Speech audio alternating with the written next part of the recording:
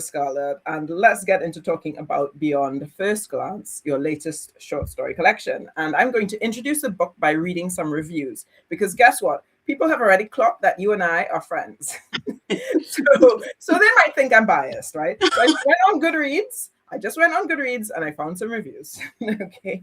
So from Bookish and Blush says, there are books you read, and then there are books you feel. Scarlet Yearnings, Beyond First Glance, belongs in the second category. Scarlet Ibis James delivers a masterclass in tension and vulnerability. Now I'm going to read from Jamila Green. And I think some of these came from NetGalley. And you know the readers on NetGalley are tough. They're a tough crowd. They're not easy to please. Jamila Green says, I've never been a fan of super sticky, saccharine, or however you pronounce that, romance narratives. This collection of short stories settles into the quieter, honest season of relationships after the spark has softened and real life sets in. The season when expectations collide with reality and when love decides what it's made of. James writes in a way that acknowledges love isn't always easy. If you're someone who prefers your romance with a dose of reality, this collection will resonate. It's not about falling in love, but about staying in it. And you know, I've said that in my talk, in my sort of summary about how I felt about Beyond First Glance. And you know that some themes keep coming up again and again when you look through the reviews. People talk about the honesty of it. They talk about the emotionally layered writing, emotional honesty, and how I think a lot of people find it refreshing that you deliberately went out to find other ways of writing about love. That's a kind of broad picture. So here's another review from Twinkle But Reads.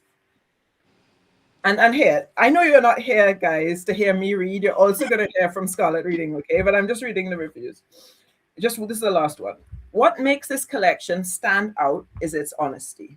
James explores relationships at their most vulnerable, asking difficult questions about commitment, forgiveness, personal growth, and whether love alone is enough.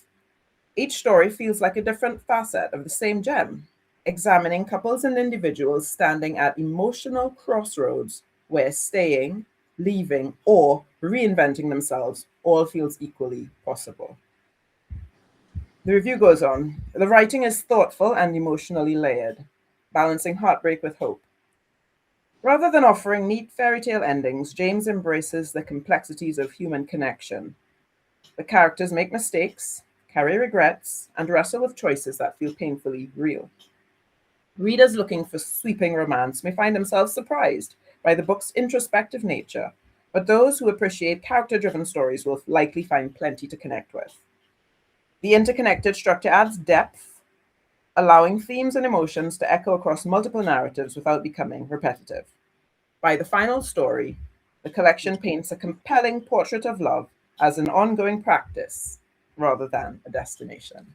And you know from what I've said about your book that really resonates very much with me. So I now want to get into a little bit more. I'm going to ask you, Scarlet, what is your favorite story? Hello, Afro Reads and Serendipity Forest Files. That's like asking a parent who's their favorite child. I think it's hard to say.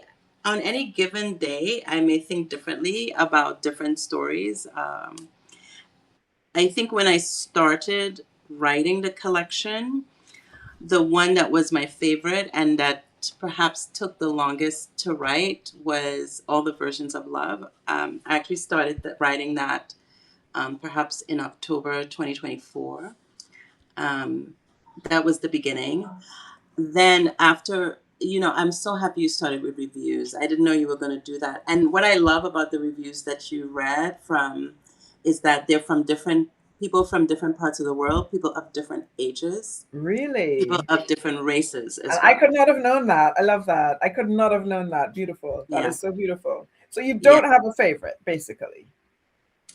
I think it depends on the day. And I think today, to be honest with you, it's the practice of love. Because I had an event last night with Scribbles and Quills. And a new reader shared that was her favorite. And she talked about why. And yeah, the practice of love was one that was new to this collection. It doesn't have a lineage in Uh-huh. anything that I've written previously. Uh-huh. But and it grew out of a prompt by Fellowship of the Griots about paper cuts. And I think that in long-term relationships, the things that we say to each other that might be hurtful, because when you really know people, you can say things that are really damaging. And that's what that story grew out of. My experience I, with. I am so feeling this in a way I didn't expect, because I have confessed that that is my favorite story, and it is my favorite story because it touched me most personally. It touched me the most in a personal way. But Mm-hmm. nonetheless, one of the things I've picked up from, looking at the feedback that you've gotten, both on social media and otherwise, is that people have different favorites. People Yeah. have different favorites. A lot of people say, well, I love these were so with me, and then other people, the ones that they loved are the ones that were so with other people. And it just shows the versatility of the collection, even though it's a collection that really hangs together by that common thread of exploring what I call the work of love, the work that is involved in making love work. So what I'll ask you to do now is please read an extract for us, one that you haven't yet had a chance to read in any live events. Okay. I'll do so. Thank Thank you as you. well for giving me options, because none of the ones you chose actually I have read in other spaces. And Oh, brilliant. so, yes, Yeah. so that was really nice. Okay, I think, but hold on. For this one is your choice, right? This oh, isn't this from the one is my selection of my choice. choices. Yeah. All right. Yeah, because I'd sent you a selection of ones that I was choosing, but I'd like you to choose one that you love but Okay. haven't really read aloud in a public space yet. Okay. I will do so. I will do Please. so. You know what? I misunderstood your direction, but I know exactly which one I'm going to read. Love it. It's going to be from the story All the Versions of Love. And this is a scene that I loved. And it is a scene between two men who were friends. Mm-hmm.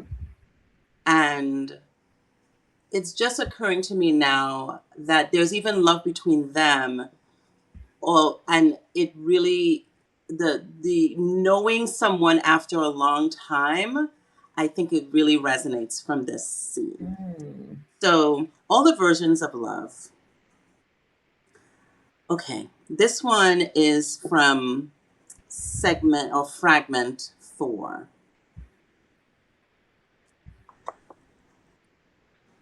Nuro's voice still held that velvet warmth that whisked me back to carefree college nights and double dates, cheap beer and easy laughter.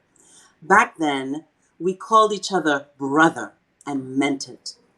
That version of us was long gone. We had drifted so far apart over the years that best friend had become a story we told other people, not ourselves.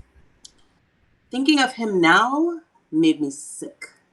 My fingers whitened around the phone. Every note of his greeting grated. Mm. How's Georgetta? Let's meet. I'm in your town. What? You and Georgetta didn't tell me you were coming. It's just me. She had appointments and is with one of her friends. I'm only here for the day.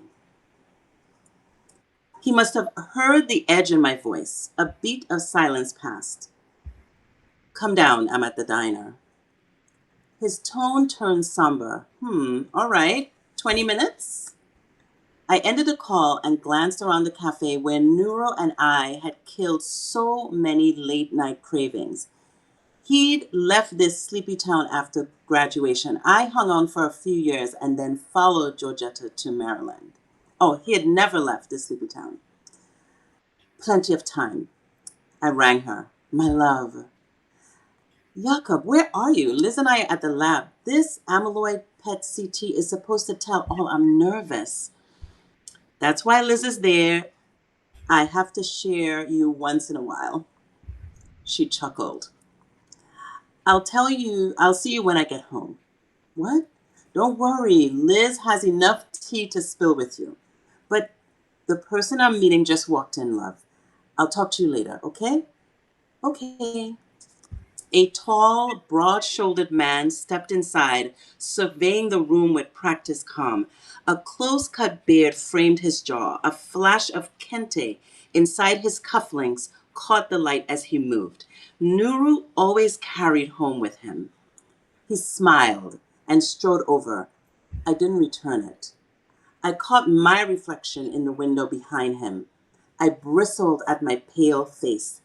Thinning sandy hair, suit jacket a little too tight across the middle these days. I hated how small I suddenly felt next to his easy, grounded presence. I beckoned the server with a wave. They filled Nuru's mug. Nothing else for now, I said, cutting off any chance Nuru could order anything. Nuru's brow lifted. What's going on, Jakob? Georgetta has early onset Alzheimer's.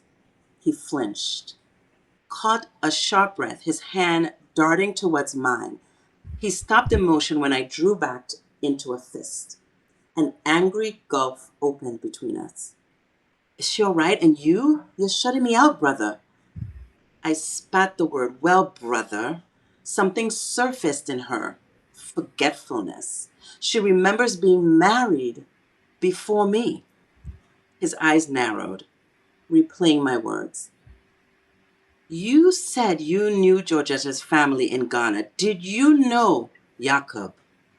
No deflections, Nero. I want everything. What exactly are you asking? Fuck, Nero. She says she was married to you. Silence. The waitress veered away. Were you together before us? It was complicated, uncomplicated. My wife recounts intimate details she shouldn't know unless what? His gaze sharpened. What are you accusing me of, brother? Brother again. It was no longer a bond, but a shield. For once, give me the truth. He chose his words. The truth isn't always what we think. Sometimes it's better to let me question every memory. My voice grew loud. You went after her first, didn't you? Before that conference, when I met her. His jaw set. He swept the diner. I followed his gaze. An elderly couple by the window, a construction crew at the counter. Lowering his voice to a dangerous whisper, he said, You really want to do this here? You expect me to sit through your public meltdown? A flush of heat filled my neck and cheeks. Don't. Don't what? His voice remained controlled, but I could sense the tension in his grip around his coffee cup, his knuckles pressing hard against the ceramic. I caught something under his breath, barely audible. Typical, make it about you. What did you say? Mm-hmm. You are not ready for the truth, brother. You never were. I leaned in, voice raising even more. So there was something. Keep your voice down. Heads turned. I won't play this angry black man spectacle in your spectacle. Cold shame washed over me. You think I don't see the actual issue here? His tone was intense. It isn't her memories. It's that a woman like Georgetta might have chosen a man like me, a black man, an African, first. That's not, isn't it? His smile thinned. All these years you've wondered why she picked the ugly spreadsheet guy with the 10-year plan. Now her mind whispers, maybe she didn't. Stop. Her skin, Jakob. That's gnawing at you. The diner shrunk around us, every clink amplified. He rose, set 20 on the table, still considerate. You want truth? Some doors stay shut for a reason. Decide if your wife is enough to stop owning her own story, and figure out whether you're fighting for her memory or just fighting to win. He paused, pity flickering in his eyes. Take care of her. The bell over the door chimed as he left. My coffee cooled while unspoken accusations settled like silt. This quiet wasn't absence. It was a crowd of things unsaid, and I had to face the possibility that Newell was right. I sat in that diner for another hour after he left, staring at my cold coffee while his words echoed. You're fighting for her memory or just fighting to win. The truth was a knife twisting in my chest. Maybe I've been trying to win, to own every piece of Georgetta's history like some prize I'd earned. The drive home felt endless. Every mile forced me to confront what I had become. A man so desperate to possess his wife's past, he had forgotten to cherish her present. I just want to join our listeners in, saying how much we enjoyed that. I know they did. I saw those like bouquet of hearts go up in the air on the side. And I just want to say to everyone listening that I've seen your comments. Welcome, welcome, welcome. I just will not be able to interact with you and interact with Scarlet at the same time till the Q&A section. So I'm sorry about that. That was beautiful, Scarlet. I'm so glad you read it and not me, because I don't think I could have done justice to it. You just, you make it better. You've made it better for me. You've made that scene better for me than when I read it on my own. My gosh. And this is a scene about the insecurity that Jakub experiences in his marriage, and insecurity in a marriage is a very familiar experience for many of your readers, or even in a relationship, not necessarily in a marriage. And then rivalry between two men, also love between two men because they were friends and are still friends. And then of course there's the black-white dynamic, which I recognize. I don't think I recognized it the last time we spoke. You do weave that in. It's not the focus of your work, but you do weave that in. And being a black man in a white space, we see that Nero has the wisdom to know that he is not getting into a big fight, no matter how angry he gets with Jakub here. And there's a lot going on there. And the beauty of it is this is all nested within a bigger story, which is between Jakub and Georgetta. And it's a very tender story, a very beautiful story, which sometimes we have the pleasure of witnessing in real life. And sometimes it's absolutely the opposite. I mean, I can think of an elderly neighbor of mine who insisted, as his wife was entering a stage of dementia, decades older than your main characters,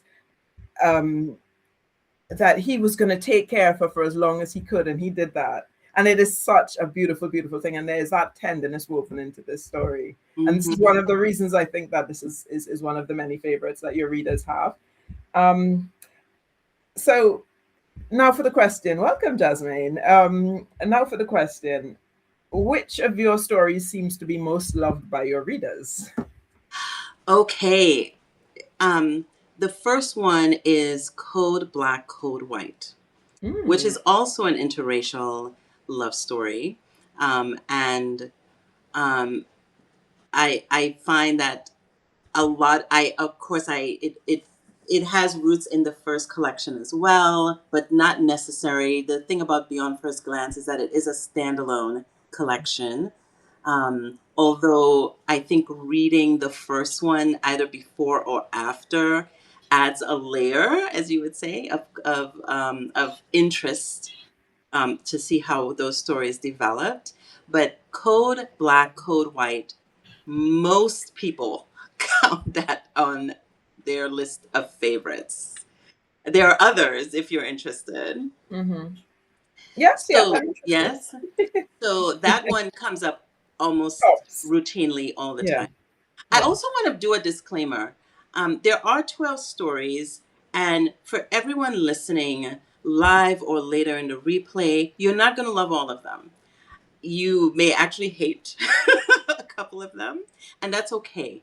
I think they all reach different people in different ways, and others may not be for you, and that's okay.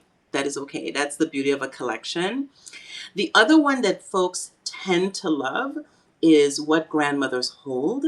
Hmm. which is also, rooted in the first book and my second book. And it's the story of Cecil and Mary, the grandparents who are raising their granddaughter in Trinidad.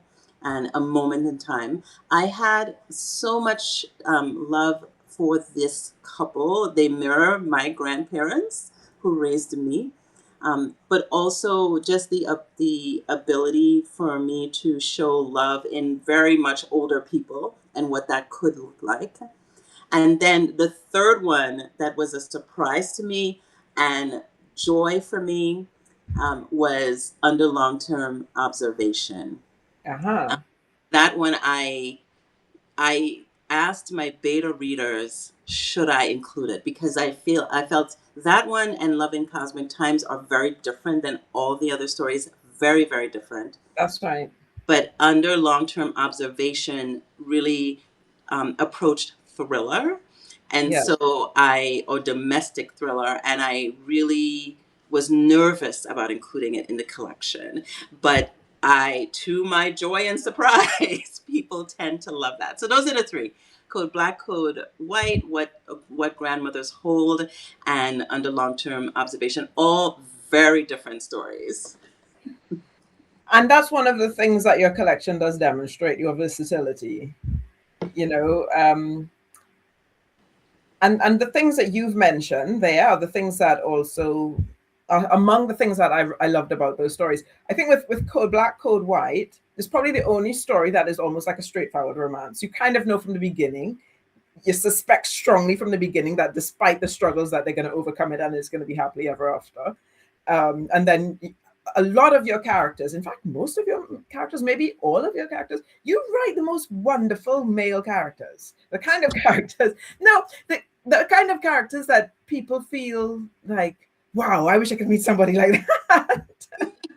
Oh, I mean, all of them have their merits. I'm not saying any of them are perfect, but they're just amazing. In Except terms of, Bill. I don't want Bill. except Bill. Okay, all right, okay. But Bill was an exception. That particular story was an exception. Yes, And that's the yes. one that where that Scarlett just referred to under long-term observation. I don't want to spoil it for you, but it is really, really different. But at the same time, I feel it is exploring a genuine facet of love, which is that when you're in an intimate relationship with someone, even after that relationship has ended, whether it's been good or bad, they leave something with you. That relationship leaves an imprint on you. Mm-hmm. And how do you sort of escape from that? So this is a very extreme. The story's, you can read it for yourself if you haven't already read it. I don't want to spoil it. Were any of the stories read or received by readers in ways that you didn't intend or found very surprising?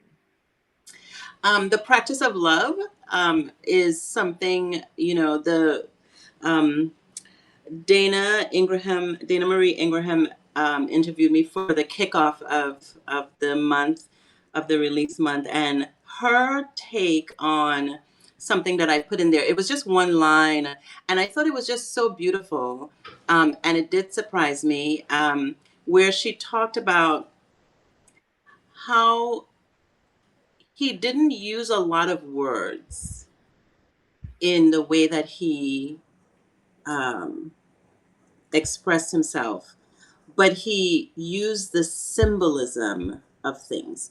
And so, towards the end of that, he cooked a pot of pilau. And she thought that was just so beautiful because the way I expressed it is it was him in a pot. It was everything that he was as a Trinidadian and offered it to her. Like that was his offering. And um, I wrote it because I do feel like pilau represents me. Like I feel like it, in every book I have pilau because it's so uniquely Trinidadian. And but I almost cried when she said that because it wasn't what I wrote and meant. But that's the beautiful thing about writing is that when it reaches the person puts their own imprint on it, to use your word from before. And it's a beautiful thing to read. I love reading reviews and hearing and talking to people about that. But I think that that was definitely a surprising take. The other thing that came up that was also surprising to me that I didn't know, and as I actually started rereading a lot of my stories, there's this concept of the mirror. And so it was very overt in the one, the affair that surprised her. I don't, that's not what I named the story, but that's what, let's Yeah, see. the affair she didn't see coming. The The affair she fear didn't didn't see see coming. coming. Yeah. There was an absolute mirror in that, and the mirror played very much into the story. But one observation that reader had shared with me is that almost every story has that idea of the character seeing a reflection of themselves in different ways. And I thought, oh my God, like I didn't even it was not it's something that just comes out in my writing that I didn't plan for, but it surprised me because she was right. And I talk about it a whole lot. Okay, third thing, Uh-huh. at the Bocas Lit Fest, which is a literary festival that happens in Trinidad every year, I had an opportunity to be interviewed with Lance Dorwich and Ryan Bechu. And Ryan asked me something again that I did not intend. Uh-huh. He asked about whether in my writing, something to the fact, in my writing, do I grapple with what it means to be a man? Hmm. And I was like, what? And what was interesting is that I had already written Beyond First Glance when I did that interview. And in reading again The Practice of Love, I realized that he was actually asking that. Like that came out. Hmm. And for me, writing, I've mentioned this in other interviews, that I am a conduit to the story. And so the story comes through me. So I cannot help but think that the literary powers that be who use me as an instrument are using me to bring that message or that idea out, because it's not something that I had thought about or even recognized myself. Even as I was writing it, I was writing a completely different story, but that clearly is about men and Jerome with his father. Like they're all these men who are influenced by the absence of or even the presence of their fathers, and then asking the question, what does it mean to be perhaps a good man? I think that's another thing that's really beautiful about your stories. This is an age where we have, unfortunately, increasing tension between, let's just say, all the genders. But what I genuinely mean, what I really mean by that is there is a sort of anti-feminist backlash which is taking maybe the more extreme messages that they perceive feminism as expressing, as well as a lot of contortions of what feminism is about, a lot of distortions, and there's a sort of there's a manosphere backlash. Rather than us moving closer together as human beings who are looking for the best in each other and having compassion for each other's weaknesses and trying to lift each other up instead of lifting each other up, sometimes sometimes in the arts, it feels as if women are trying to drag men down, men are trying to drag women down, men are complaining that they can't get published, women are complaining that they,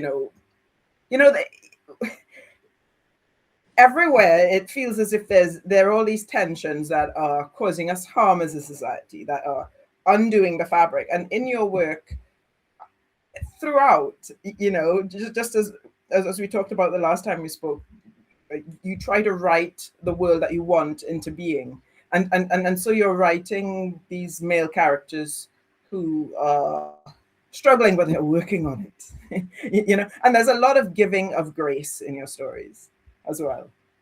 On So purpose, I looked back at that interview that you did with me, Amanda. It was so wonderful. I couldn't stop looking at it. I looked at the whole thing over again. yeah. And yes, I do write the world, I think, as I see it and as I want it to be at the same time, Mm. because as a lot of the readers have expressed, they're real stories. They don't feel, they're not fantasy. They're not romantasy. They're not saccharine, as that person said, right?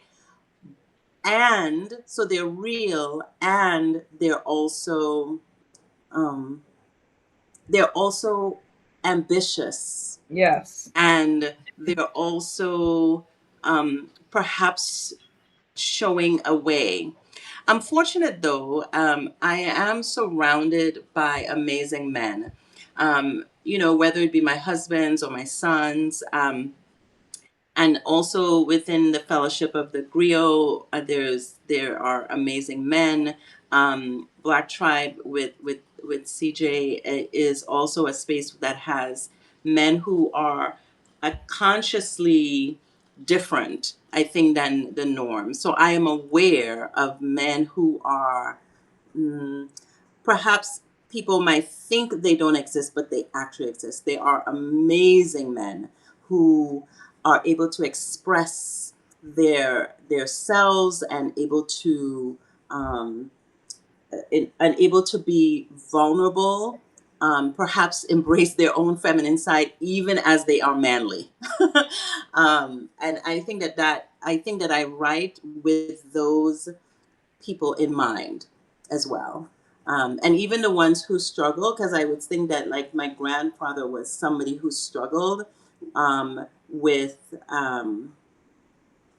with expressing joy, but I towards the end of his life I saw him be joyful, which was wonderful as well too. So it's not something that's stagnant, but really I think love and being is something that also evolves. And so my hope and my prayer is that this world and the majority of people in it um, are in that space of cycle, and that we will cycle towards something better, and continue to do that. And I think the people in this world right now, I was exchanging notes with somebody from Stubsack earlier today, and he had done a photo of the sky, which I restacked, but I thought it was just so magnificent, and just the ability to see beauty like that is just another way of being more beautifully human. Yeah, and beyond first glance is and very much like, for most of the stories in Beyond First Glance, very much like the novella that you wrote, Scarlet Birthright. You don't leave us with the trauma. You take the next step and try to show the steps towards forgiveness, the steps towards reconciliation, the steps towards decision making, the steps towards remaking yourself, the steps towards healing. It's beautiful. And I'm going to go a little bit more into some of the stories to ask some questions, but I've got about 5 or 6 questions in this category. So let's see We'll go how we can fast. get through them in terms of speed. I'll So try not to be as verbose as I typically am. so the story Stay, that Yes. was about a woman in the corporate world coming up against some challenges and relating with her friends, her male friends, they seemed to be platonic friends, but there was a lot of sexual tension there, which was a lot of fun to read because you never really make it clear whether There was more. right. And that was a lot of the fun, but it wasn't the main part of the story. The main part of the story was this woman having to work through how to break through this corporate wall that she was facing. And the title Stay, it has so many layers of meaning, within the story. And again, I'm not going to spoil it. But what I'd like to ask is, when I read it the first time, I thought, this has a feel of real life in it. There's just a little feeling here that I'm getting, that this one comes from Scarlet's real life. And I know you do write autofiction sometimes. Some of your stories are inspired by things that may have happened to you or people you know. So would you like to tell us something about how your real life experience played into that story? Yeah, I'd love in a to. sort of summarized way, because I've got so many other questions for you. Sure. Yeah. So the part of Stay that was autobiographical fiction was her corporate challenge. So the challenge basically is that she is deemed or seen as something that was interpreted in a negative way, and from a work perspective, that Monica is following her as she does her consulting in different spaces. And me personally, I have had that happen to me several times. So I would say in different ways. And Yeah. so I think it's just one way that I depict in the story, but I've had people tell me I'm just too happy. And yes, girl. And so I feel as if and so people, number one, sometimes don't think that it's real, that I'm being fake, or which the part that I do take is that sometimes I'm always trying to get to that good place, and people need to not be ready to get there, and so I accept that as well. That I need to be a little bit more conscious when people need to stay in their angry space and not try to get them out of it because they don't want to move out of it right then. The other Monica that I've gotten recently is that I'm very rigid. And in that I have certain standards. And that's, I think, where stay comes out of it, where, and that has touched me in a very negative way recently as well too. So I'm also struggling with that. It was a live feeling. Stay was probably one of the last stories that I wrote, and I wrote it this year, having experienced this piece. And the last thing that I would say about Stay is that where she came to is actually built out of a real story where I heard a professional woman speaking, and she spoke about, and because my automatic thing is always, I'm going to leave. I am going to leave. Like, Yeah. Yes. Yes. Right. So stay, the title stay actually has even more significance than I thought. Yeah. Yeah. Mhm, It's about the mhm. choice that you've got to make. And you can, there are situations where the right thing to do is to leave, and there's situations where the right thing to do is to stay. And then the next question is, if you're going to stay, how are you going to stay? Like, how, what do you have to do differently? What you have to maybe tone down, You have to change? flex. You Yeah. have to Yes, flex. it's brilliant, and it's nice to see that sort of stuff depicted in fiction. It is. Mhm. It is. And I felt when I was reading so many of the stories, in some way I could see myself, like the story "Love on the 14th Floor." I just thought about my best female friend and how we are there for each other, and she's especially there for me. And I just thought if I read this aloud to her, I would start crying.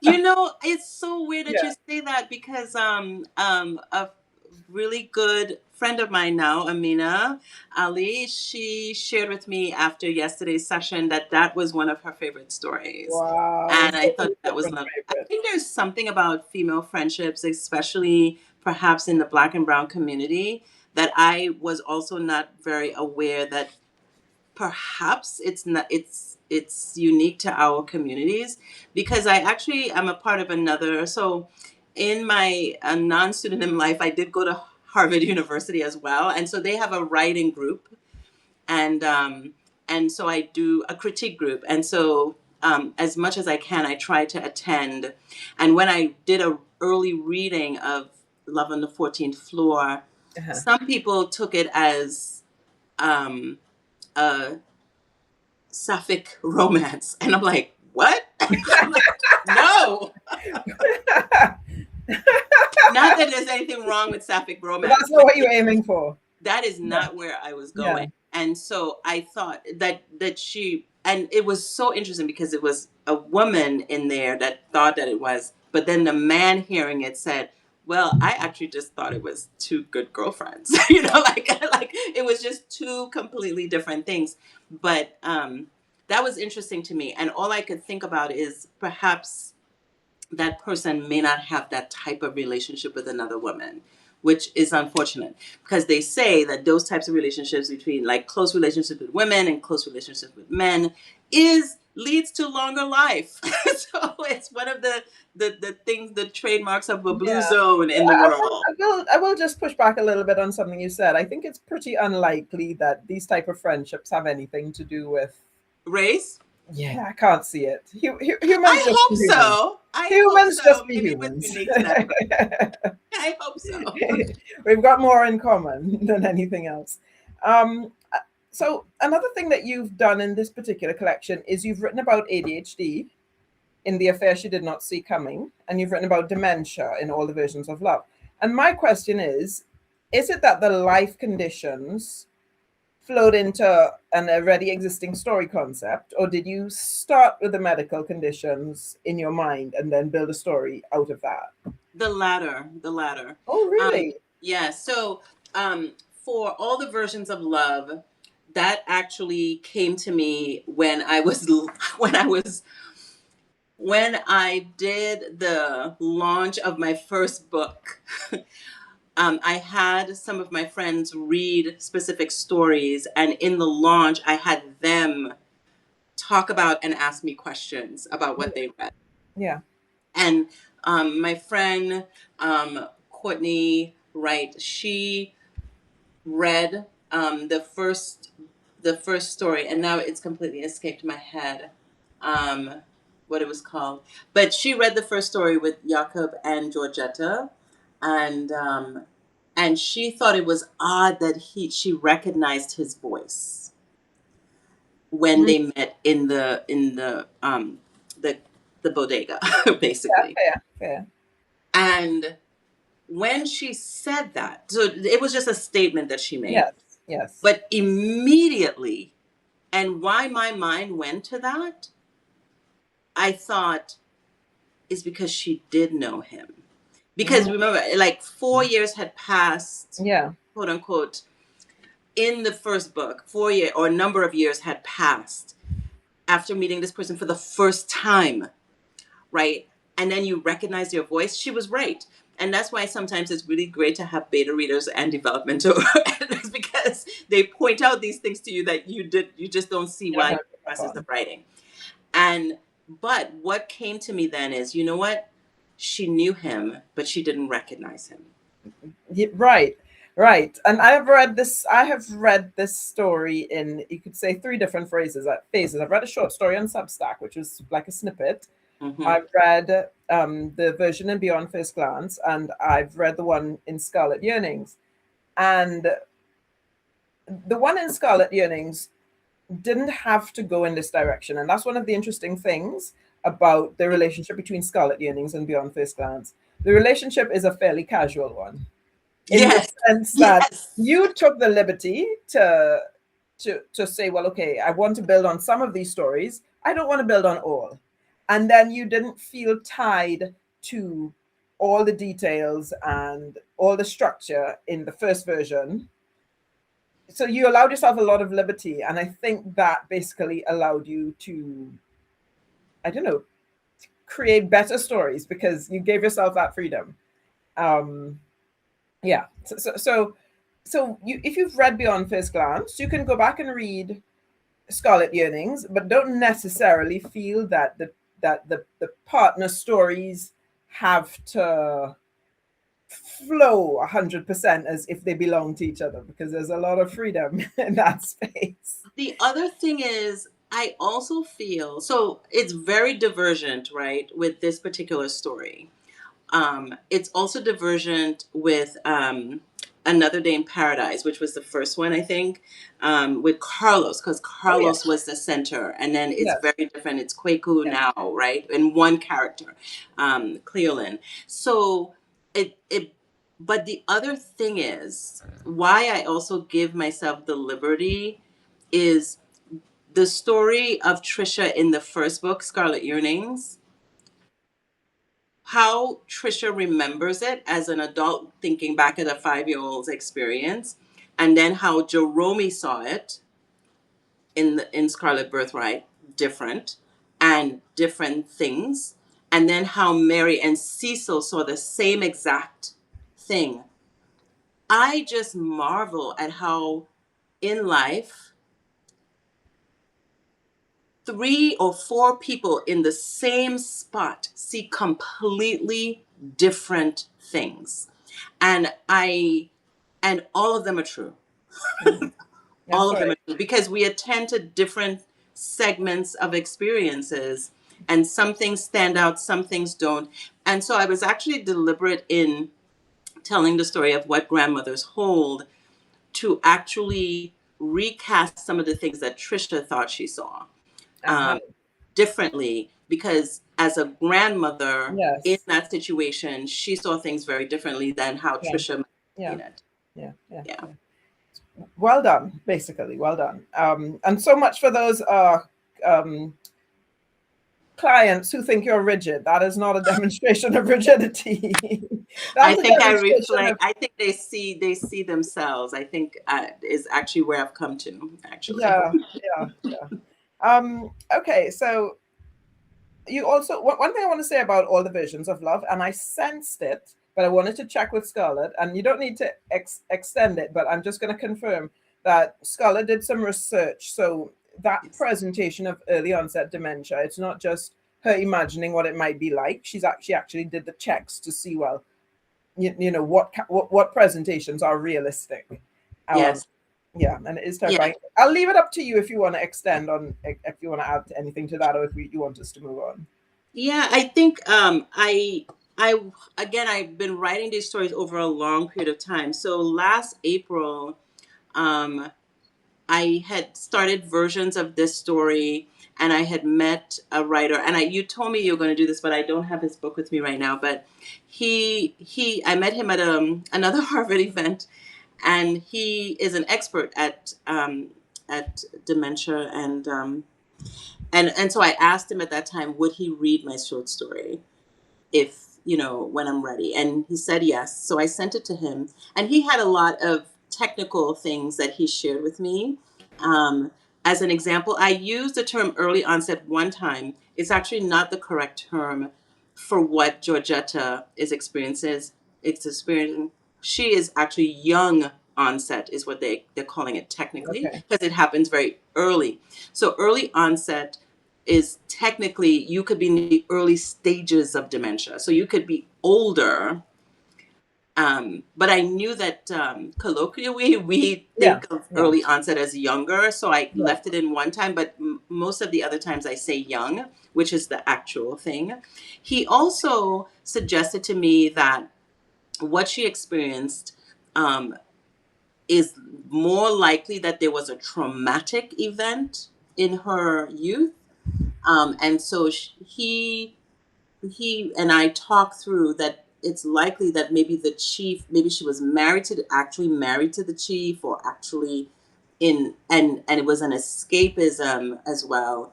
But I did not want to introduce that level of trauma, especially because it would have required more research, and I did not want negative associations with Ghana to be introduced into the story. So even though, so he is likely right that if it was in reality, but I allowed the fiction to come through there, because I would not say that she was taken advantage of when she was younger. She was like, there was a lot of things that um, might cause a person to actually disassociate or associate something, but I didn't want to go there. So Well, we do have we do mix up memories when we're experiencing dementia. I have, there's someone I know who often refers to her son by her deceased husband's name, and mixes up her son and her eldest grandson Mm-hmm. by name, even though she knows who she's referring to.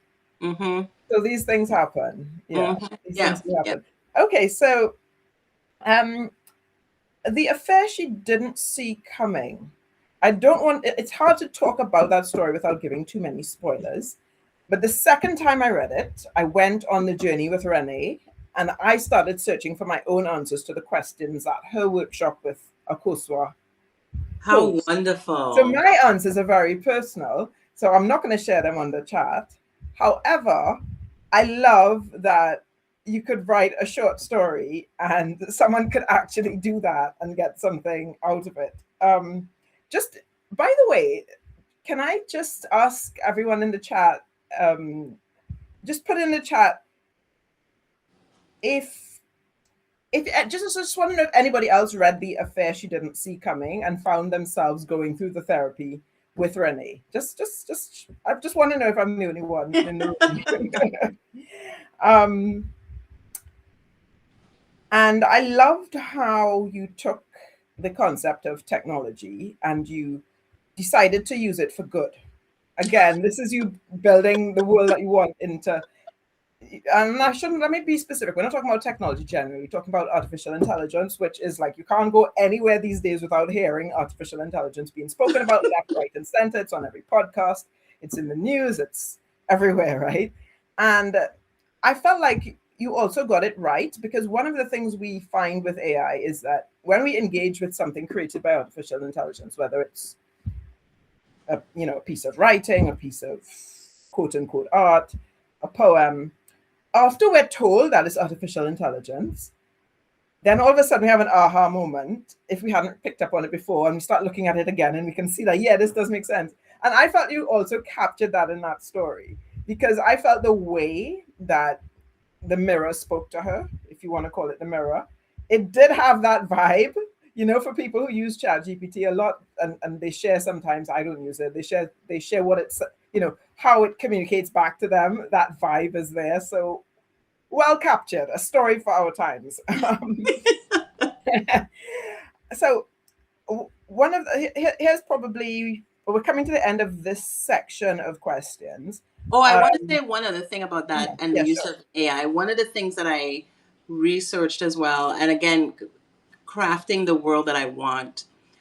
And I also wanted to show that sometimes, especially in this day and age, we go through things sometimes when we don't read the disclaimers, really. And I don't know if you noticed in that story, they did disclose very early on that, what they were going to do. But whether Renee tuned into it or not, and so many times we sign things away, not realizing what we're really signing. Or not that we have a choice in for certain things, but I wanted to also show that she basically, if she really paid attention, she would have known from the beginning that it was, she would have known what it was all about. But I don't think she ever really read it. But it was important to me that I put that nuance in there, that you were told, you were warned, it was disclosed. But whether we choose to tune into it or not is a different story. Or whether the path we're supposed to take requires that we tune in is a different story.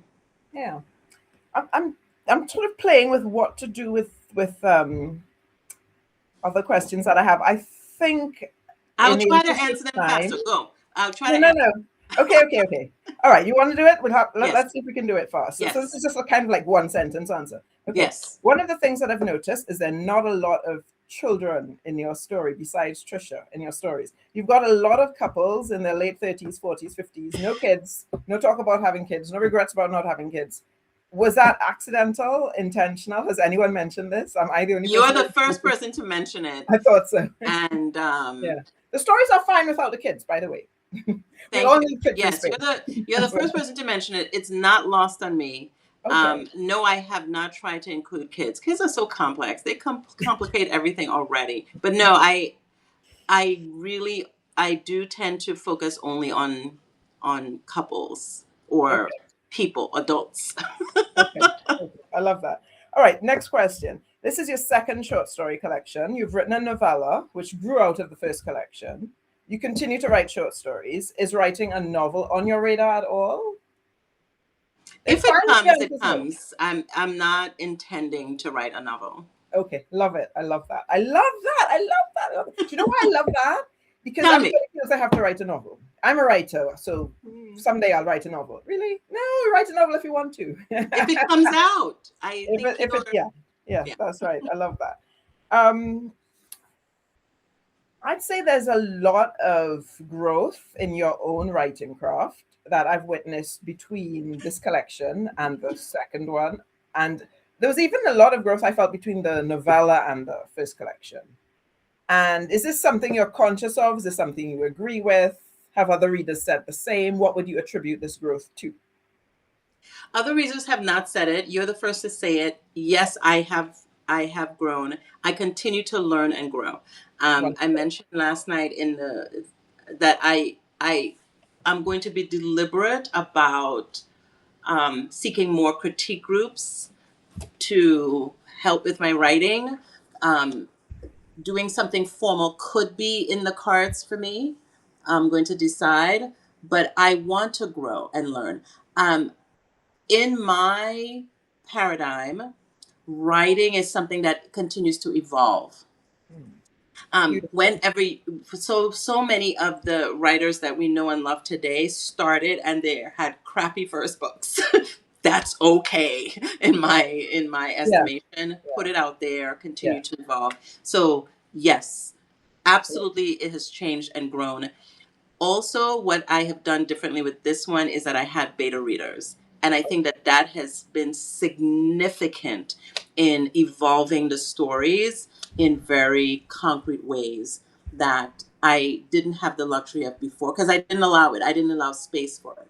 So having beta readers, not that you take everything that beta readers say, but they give you Right. things to think about and be more deliberate about, which was lovely. So in the front of my books, I do talk about my team, and the team does include these beta readers. I just had about 6 of them, I think, that really helped. My son, D. James Joseph, he was an editor for this book, and having him as a partner in the creative process was also very amazing this time. So he touched, maybe he's the linchpin because he touched Scarlet Birthright a little bit towards the end.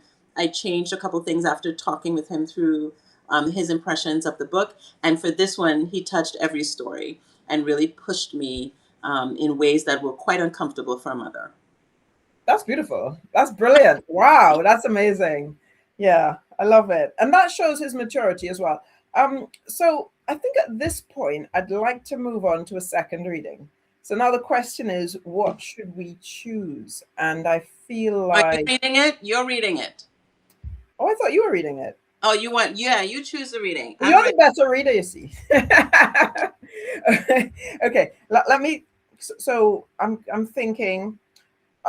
We do have a reading from all. We did a reading from all the versions of Love already. That Hmm. was the one where the two men, Yakub and Nuru. Is it Nuru? Yes, Uh, Nuru. in that state of tension. Um, wow, this is hard. I thought at this point I'd know exactly which one we wanted to read. Um, I wonder if we should we put it to the chat? Should we put it to Let's the see what chat? people might want. Yeah. Okay, I'll give you guys the options. There is a there is a beautifully crafted death scene, but it's beautiful. It's beautifully written.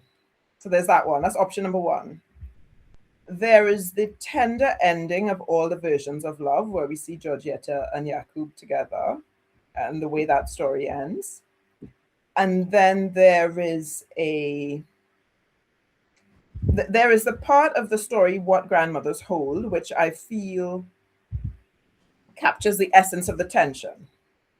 So those are three options. Option one is the death scene, the tender scene, and option three is the tense scene. So we'll call that the death scene, the tender scene, and the tense scene. I don't have a poll, so drop your thoughts in the chat, and if there's a pattern, or if there are one or two answers, we'll go with that. I can't see the chat. I don't You know. can't see the chat. So all you do, I think for each person, just say 1, 2, or 3, right? Or whichever, I'll still know what they meant. Yeah. Okay, no responses yet.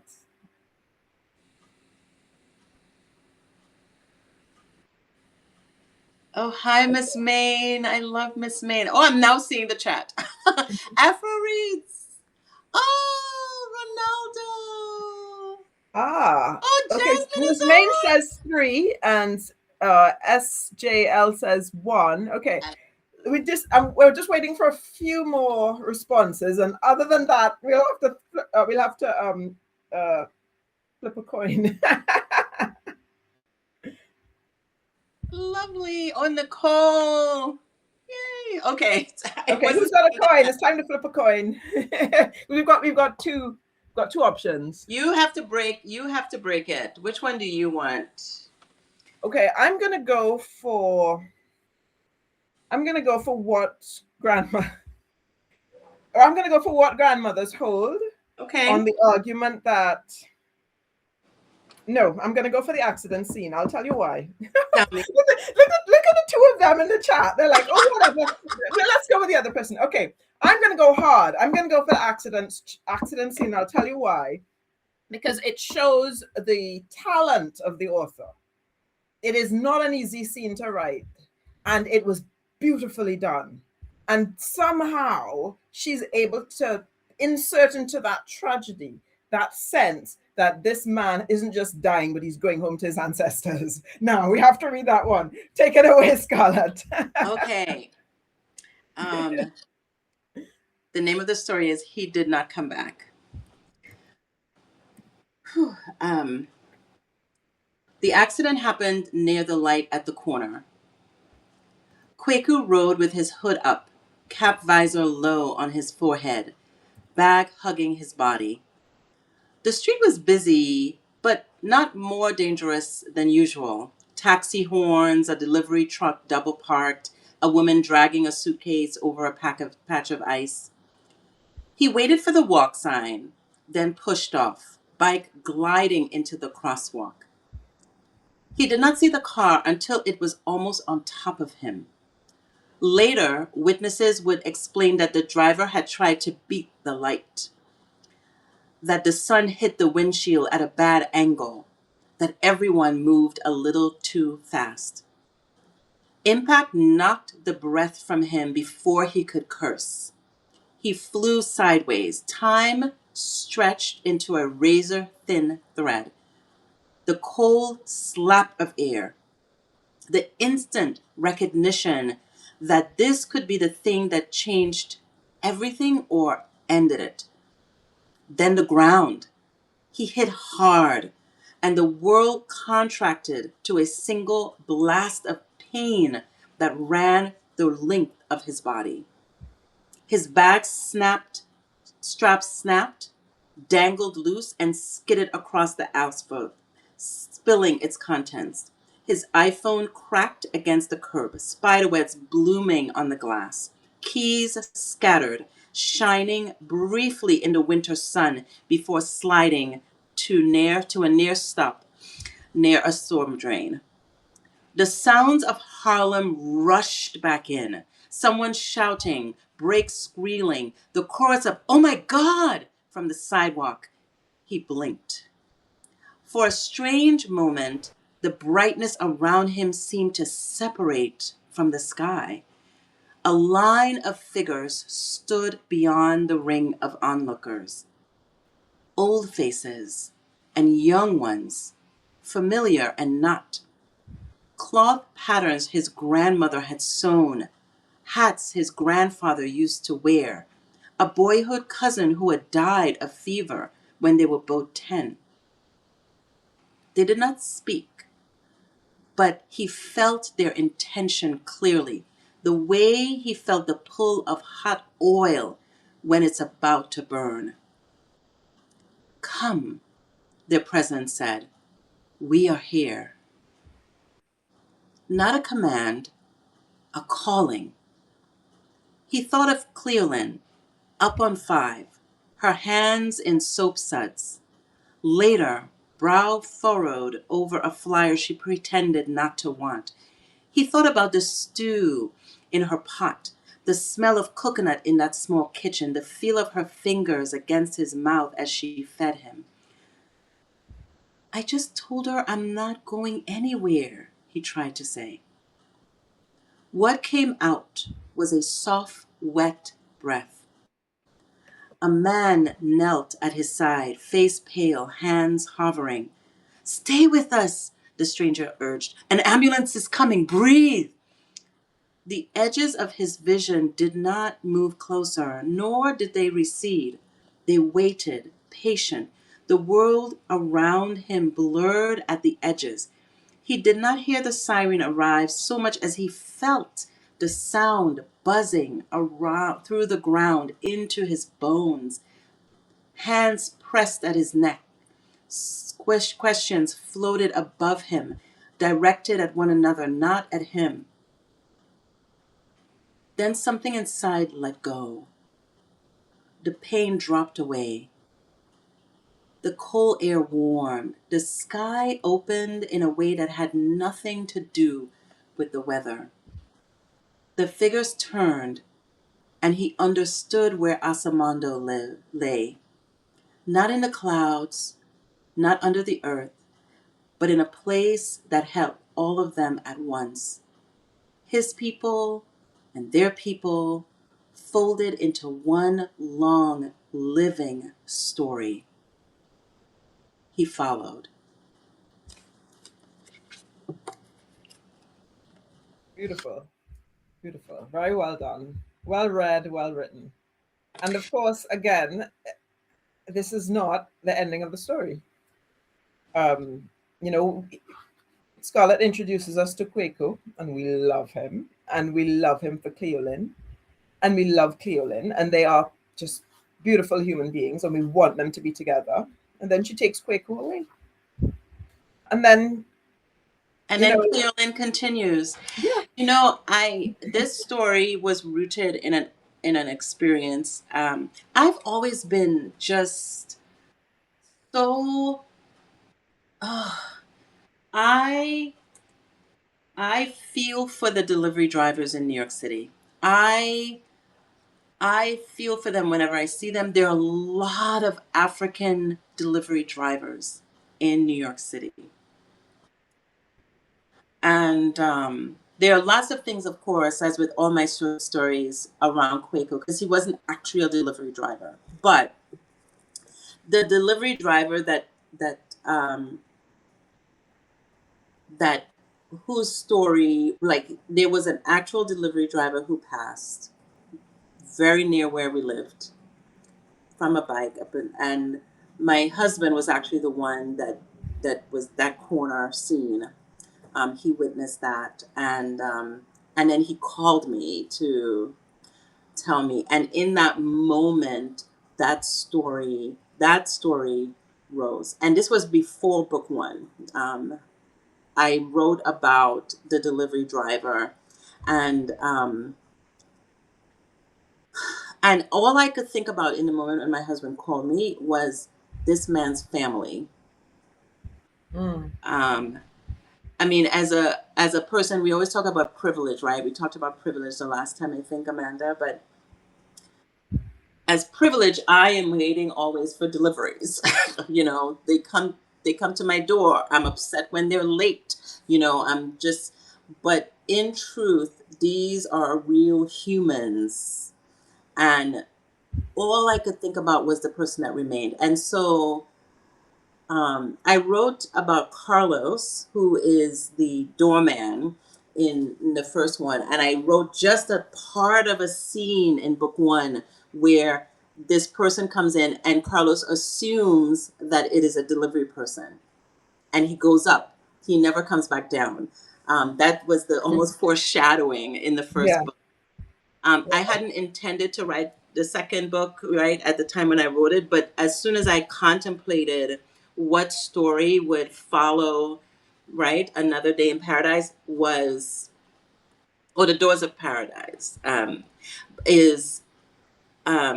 was Kwaku's story. I knew that it was going to be him. And so, yeah, but I think about the people who give up their lives to earn this money here in this city. I'll think about them a lot. And I think that's a beautiful place to end, because in a sense we're coming full circle. We've talked about how the stories impact us, and how they, how when we read your stories, there's a way in which those stories integrate with our own lives and who we are. But then from what you're saying, the real world out there, you integrate that into your stories. And I guess no wonder the reviews you get are around your work being honest and feeling real. So very well done, Scarlett. And it has been a pleasure speaking with you about Beyond First Glance. It's been wonderful to have live guests on our show today. And at this point, if you've got any questions that you'd like to put to Scarlett, please do so. Please put it in the chat. We'll be looking out for those questions. Yes, Miss Main. When you are in New York City, absolutely. Breakfast, lunch, dinner, wine, tea, coffee, all of everything. We're going to connect. Yes, absolutely. Yeah.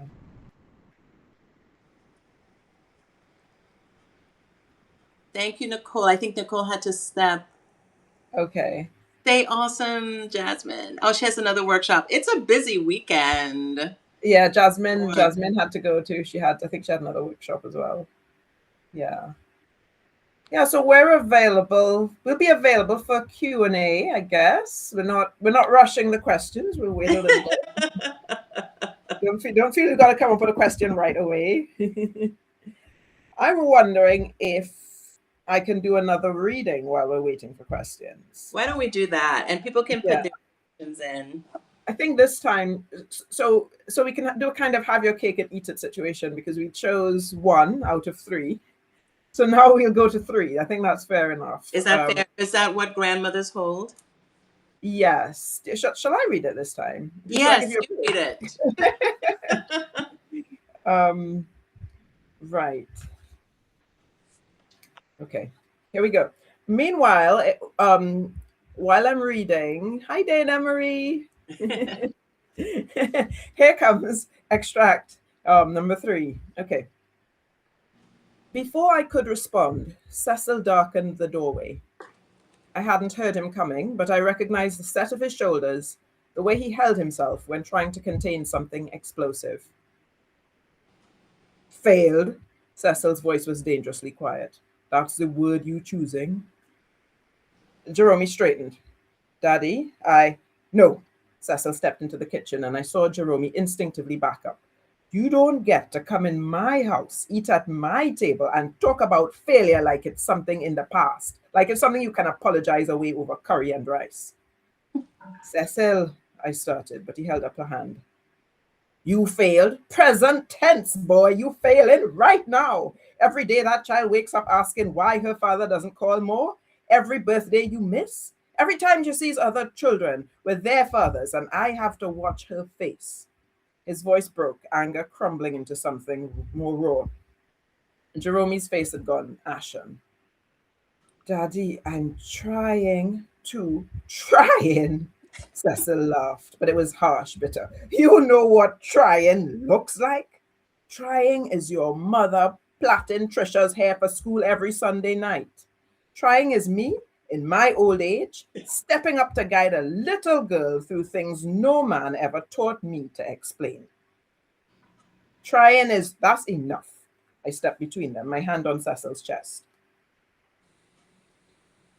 And this is from Mary, the grandmother's perspective.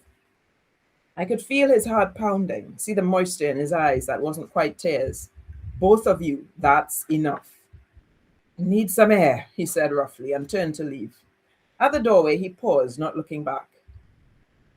Your daughter is in the living room, Jerome, your firstborn daughter.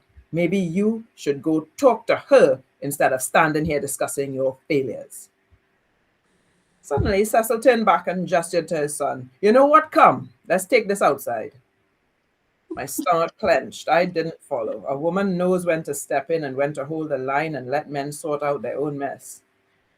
Through the kitchen window, I watched them under the mango tree.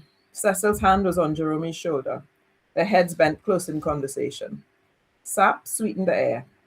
A kiss kitty called from the fence. Jerome gestured, clearly emotional. Cecil shook his head, then pulled our son into an embrace. When they came back inside, Cecil caught my eye and gave me the slightest nod. We'll talk later, it said. It's going to be okay. Meanwhile, I took the opportunity to speak with Margaret. I found her in the gallery, watching the girls play. Margaret, I began gingerly, I want you to know how grateful I am for taking care of Jerome, for raising Heather so well, for sharing her with us today. Mrs. Enoch, I need you to understand something. Her voice was gentle but firm. This visit is important, and I want the girls to know each other. Jerome and I are really focused on our lives in New York right now. Trisha, she's happiest here with you. This is her home. I hear what you're really saying under the nice. Don't get ideas, Mrs. Enoch. Don't read more into it than a visit. I could have get vexed. Part of me wanted to. But as I looked at this young woman, protective, guarding her territory, while still allowing this connection, I recognized it. The way she stood just a little closer to Heather. The way her hand never quite left her back. That same fierce thing that made me take in Trisha without question. How could I fault her for that, when it was the same instinct that made me take in Trisha's mother years ago? I understand, I said. But Margaret, you must understand too. Trisha is a part of all of us. She carries Jerome in her smile. She carries my mother's stubbornness. She carries this family's blood. Distance don't change that. So that's it. Mm-hmm. Mm-hmm. Yeah. What did that? How you? That was a lovely reading. First of all, Thank you. you really captured, especially Cecil, and how he is thinking in this time frame. But I wanted the scene where you didn't actually hear what they were talking about, but the scene under the mango tree. Oh my gosh, I loved that. The Like, tension. just that is what I wish for most fathers and sons. Yes, Yeah. yes, indeed. Yeah. So I think if there are no questions, we might just wrap up. Yeah. Yeah. It's been lovely. Yeah, I think that first of all, thank you, Amanda. Thank you for always engaging with my creations, and also just your vibrant, beautiful nature as a human being. I love and I value our friendship.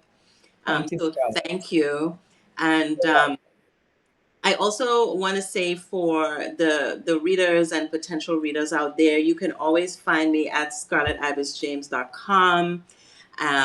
If you join the Scarlet Collective, you will get, I think, not too much, but you'll get information about books, about beta reading opportunities, early stories. I'm always coming up with things. These voices in my head want to come out, and they do on the paper. And I really am thankful for the community of people that have supported me in this space, and that I continue to engage with. And you being just an amazing person as well, Amanda. And I want to also put a plug out there that, as we talked about in the beginning, Amanda's book Reputation is coming out on August 30th. And listen, people, it is an amazing read as well. It had me going. I am typically a slow reader. I couldn't read that slow. I had to Wow. consume it so quickly. Amazing. It was an amazing story, also seeded in a previous short story collection as No, the well. other way around. I wrote the novel No first. way! Oh my! I would have never known. I would have. So I cannot wait. On August 30th, we're going to have a conversation about that book. Yeah. And so follow both of us on Substack in order to get an invitation to that. But yes, I am so excited for Reputation to come Thank out you. into the world. It's Thank you. going I'm to be so amazing. excited as well. So I've got a few notes in closing if you've enjoyed the session.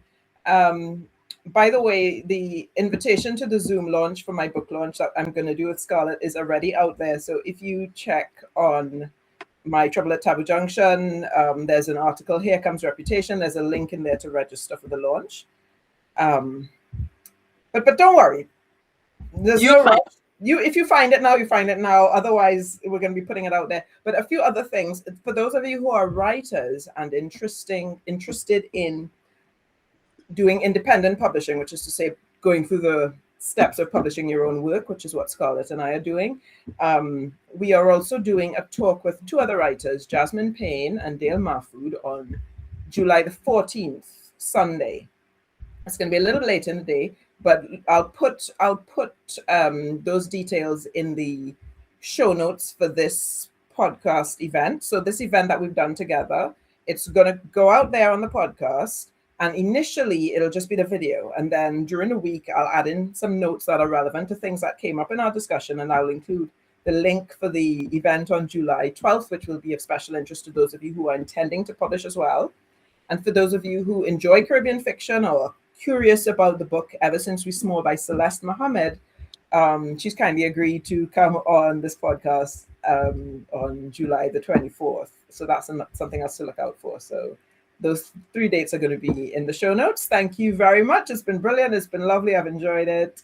Enjoy your afternoon, morning, evening, night, wherever you are in the world. Thank you. Bye, everyone.